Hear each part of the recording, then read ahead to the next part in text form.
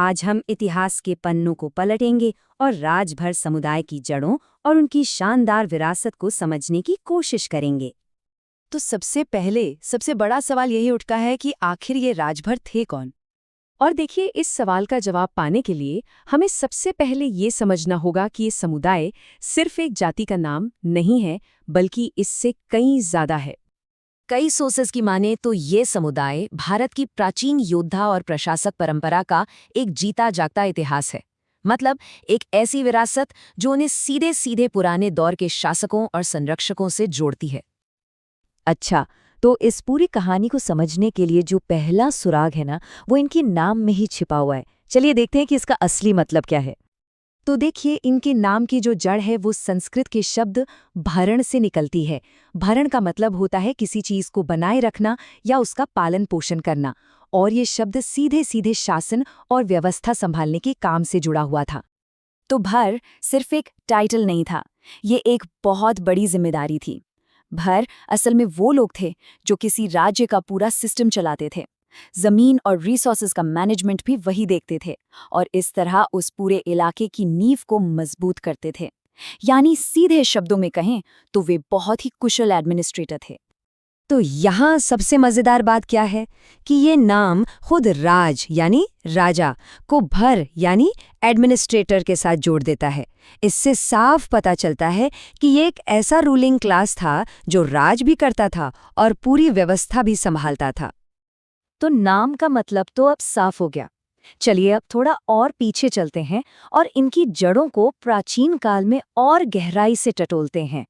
इतिहासकार राजभरों का कनेक्शन भारत के कई बहुत पुराने आदिवासी समूहों से जोड़ते हैं, जैसे कि निषाद कुल, जो अपनी जबरदस्त तीरंदाजी और जंगलों की जानकारी के लिए जाने जाते थे।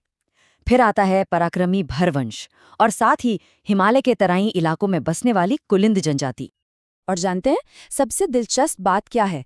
इनकी मौजूदगी का जिक्र भारत के कुछ सबसे अहम और पुराने ग्रंथों में मिलता है, चाहे वो महाभारत हो, पुराण हो या फिर कौटिल्य का मशहूर अर्थशास्त्र। इन सब में भर जनजाति का जिक्र आता है। ये इस बात का पक्का सबूत है कि उनका अस्तित्व कितना पुराना है। चलिए अब इस पहेली का अगला हिस्सा जोड़ते हैं, और वो है ये समझना कि इनका साम्राज्य, इनका असर कहाँ-कहाँ तक फैला हुआ था। इनका दबदबा नॉर्थ और सेंट्रल इंडिया के एक बहुत बड़े इलाके पर था। जरा सोचिए, गंगा घाटी से लेकर अवध और काशी तक, फिर पूर्वांचल के इलाके जैसे बनारस, सोनभद्र, गोरखपुर से होते हुए बिहार, सेंट्रल इंडिया और यहाँ तक कि नेपाल की तराई तक इनका असर और शासन फैला हुआ था। देखिए, कोई भी इतिहास अपने हीरो के बिना अधूरा होता है ना? और यही बात हमें ले चलती है 11वीं सदी के एक ऐसे ही महान राजा की कहानी की तरफ। हम बात कर रहे हैं महाराजा सुहेलदेव की। कई इतिहासकार मानते हैं कि वो एक राजभर या भरवंशी राजा थे और अपनी योद्धा परंपरा के एक चमकते सितारे थे। उन्होंने सिर्फ श्रावस्ती बहराइच पर राज ही नहीं किया, बल्कि एक आक्रमणकारी गाजी सालार मसूद को बुरी तरह हराकर अपनी धरती की रक्षा की, और उनकी ये जबरदस्त जीत उन्हें पीढ़ियों के लिए बहादुरी और रक्षा का एक बहुत बड़ा सिंबल बना देती है। तो अब तक हमने जो भी सुराग देखे हैं, उन सबको अगर एक साथ जोड़ दें तो सवाल उठता है कि समाज में इनका असली रोल क्या था। तो बात यह है कि वो सिर्फ वॉरियर्स नहीं थे, उनकी जिम्मेदारियां बहुत बड़ी थीं। एडमिनिस्ट्रेशन से लेकर लोकल सिक्योरिटी और गांवों में इंसाफ करने तक। यही नहीं, जंगल और पानी के सिस्टम को मैनेज करने का काम भी उन्हीं का था। मतलब उन्होंने एक ऐसा सेल्फ सफिशिएंट समाज बनाया जो अपनी रक्षा भी खुद कर सकता था और अपना पेट भी खुद भर सकता था। और अपने इसी मल्टी टैलेंटेड रोल की वजह से उन्हें जनजातीय संरक्षक या ट्राइबल गार्डियन का टाइटल मिला।